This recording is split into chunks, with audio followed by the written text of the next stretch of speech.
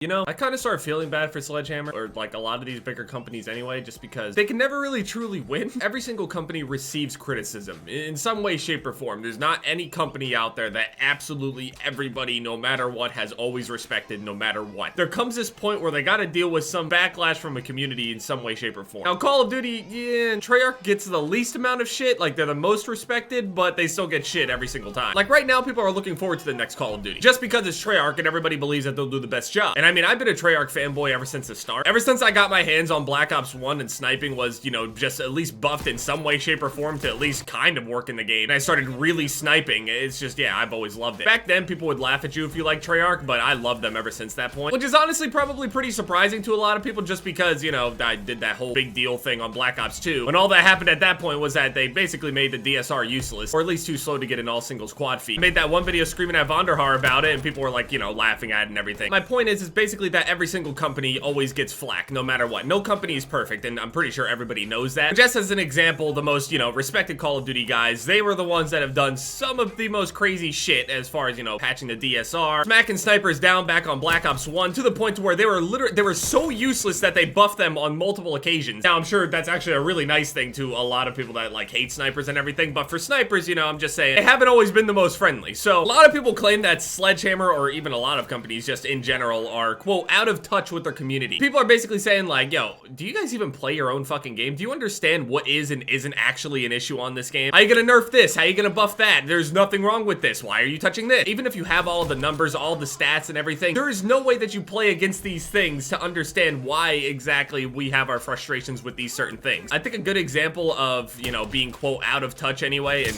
that's not really my sentiment. I don't really feel like they were completely out of touch or anything. There's a couple like weird little things that they do was when they initially buffed the trench gun. The weird thing about that is that the trench gun was the best shotgun of all of the shotguns, and they gave more damage to the trench gun, which needed the least amount of help out of all of the other shotguns in the game. I was expecting when they were gonna adjust shotgun, I was expecting them to bring all of the other shotguns up, if only slightly, to kind of compete with this trench gun because it is that good. Now, is it the greatest shotgun in all of Call of Duty history even after the buff? No, fuck no. But it's clearly head and shoulders better than all the other shotguns now that it got buffed when it was already the strongest. That's one example of being out of touch. And then another example, a lot of people will claim anyway, is TDM 100 and Domination 100. TDM 100 as in 100 total kills, and Domination 100 as in the amount of points you get per kill. Now, there is a group of people out there that do like Domination 50, but a lot of people feel like there's not even a point in even playing the game mode when you get like no XP for doing anything. If you're running a full squad in Domination and you capture the A and B flag and you spawn trap the enemy team at the C flag and you just kill them the entire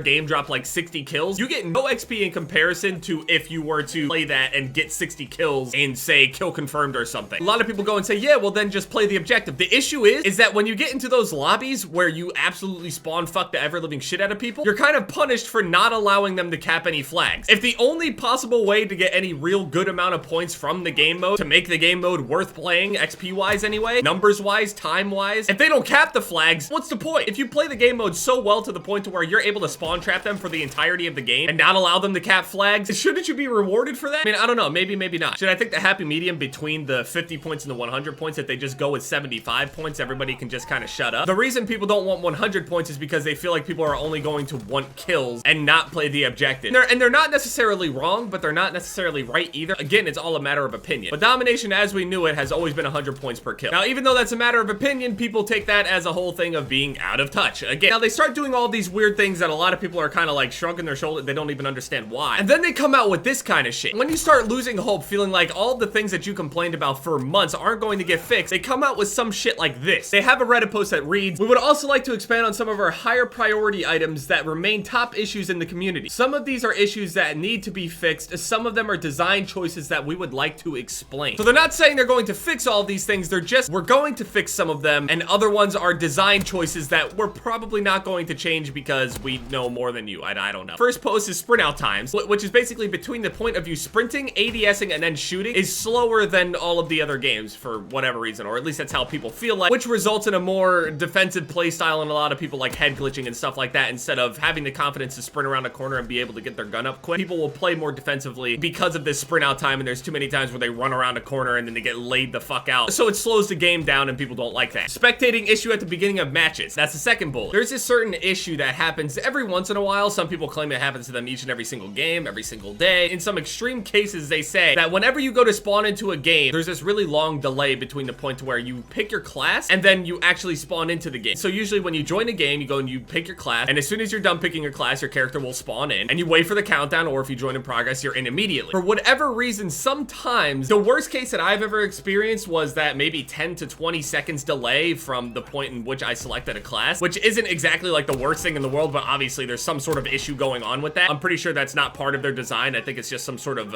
issue or bug or whatever, because that didn't always happen in the game. And then other people, what I mean by extreme cases, are talking about they won't even be able to play the game. Like, they'll get in and spectate the entirety of the game, even though they're selecting their class over and over and over and over and over. They would either have to back out and try to join another game and try their luck at that and hope it doesn't happen again. I haven't experienced it on that extreme level to that point, but obviously that's something that needs to be fixed. Domination 50 score per kill. Now, they expanded on this before, or maybe that was Team Deathmatch 100, I'm not exactly sure, but they said something along the lines of like, we did a study and this is the reason that it's this way. More people prefer this over this, and I'm not exactly sure, you know, they had the statistics for that, or if there's any like real underlying reason as to why they're doing it this way, or if it is straight up, you know, what they're saying. Maybe more people do want Domination 50. This is probably going to be something that they address as a design thing, so it's probably going to stay 50 points per kill, and people just are not going to be playing Domination. I mean, that's just what it is. At least I'm not anyway. Next bullet is announcer volume levels, and I guess there's some sort of issue in War. I haven't played the War mode since the first couple days that the game came out, but I believe there's some sort of issues on Merc's video before where I guess whenever they go and plant a bomb on a certain spot in one of the maps, or maybe all of the maps have the issue, I don't know, the announcer's voice is like jacked up to like 200%, and he just screams. No matter what level you have the rest of the announcer levels in the options menu, this line in particular is extremely ear-shattering. It just, a bomb has been planted on our ammo supply! Obviously, that's something that they're gonna address and fix. That's not supposed to be happening. Next one is health regeneration. This is one that I'm not entirely sure if they're going to actually try to explain it as how it's part of their design, but basically the health regen on this game takes longer than any other Call of Duty that I know of anyway. It takes longer to regen than every other Call of Duty that I know, or at least that's what it feels like. Something about this game, and again, this is another complaint because people want a more fast-paced game.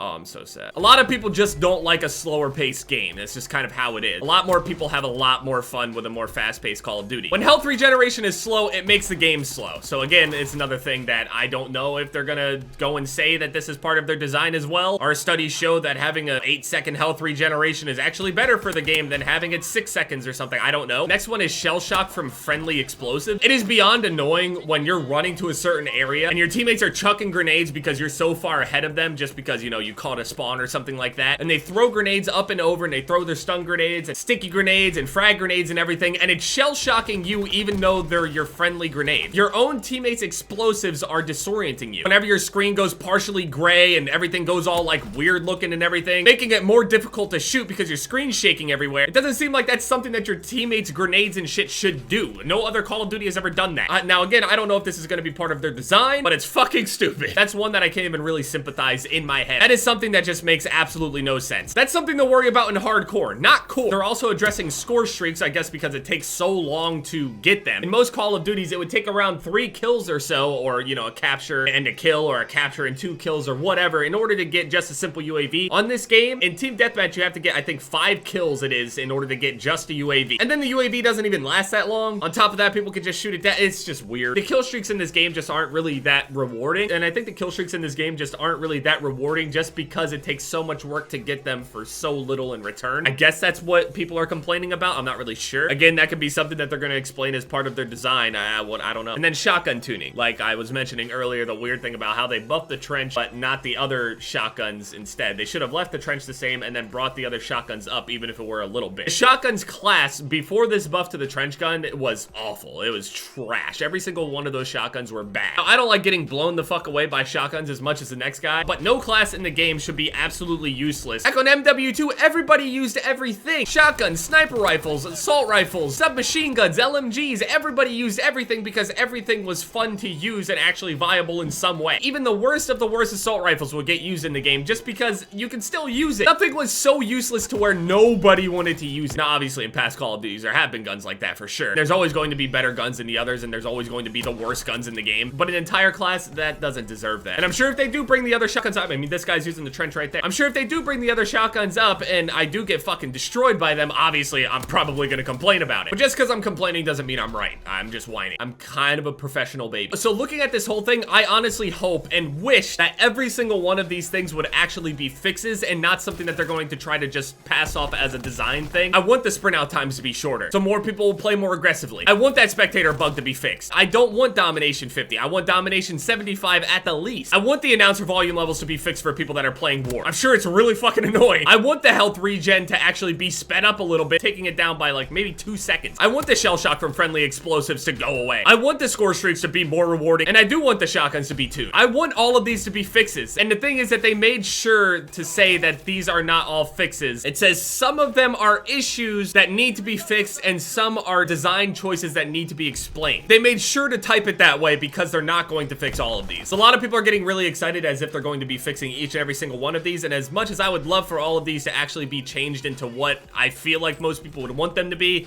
it's probably not the case. I would be happy with at least, you know, what, half of them actually being fixes and not just design things. I don't know, let me know what you guys think down in the comment section. I know this is kind of like a boring thing going over this kind of shit, and I'm not even like a fucking person that reads patch notes and shit all the time, but people have been asking me, hey man, did you see this post and blah blah blah, they're gonna fix all this stuff. Just clarifying here that not all of these are fixes. I don't want to be the buzzkill. I've been let down enough times to just I don't really have feelings anymore. So but yeah, let me know what you guys think down in the comment section. Tomorrow I'll probably have a Fortnite video up. I know I did 2 COD videos in a row. A lot of people have started to get used to the whole alternating between COD and Fortnite. Sorry to mess that up, but I wanted to go over this real quick. Anyway, yeah, thank you guys so much for watching this video. My most recent videos will pop up on the screen here. Leave a like if you guys enjoyed, and yeah, it's been Jev, guys.